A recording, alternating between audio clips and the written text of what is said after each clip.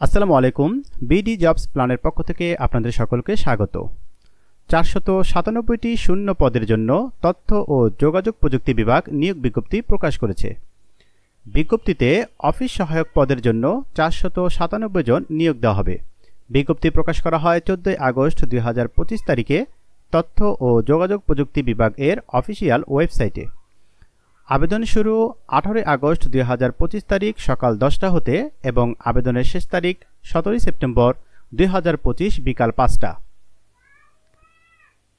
এবার চলুন আমরা বিস্তারিত তথ্য জেনে নেই।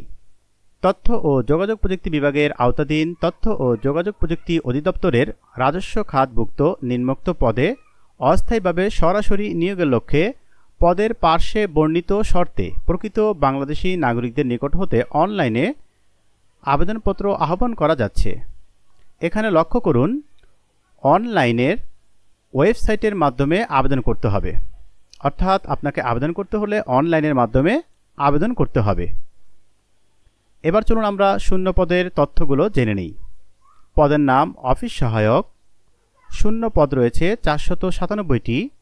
বেতন স্কেল 20তম গ্রেডে 8,250 থেকে 20,010।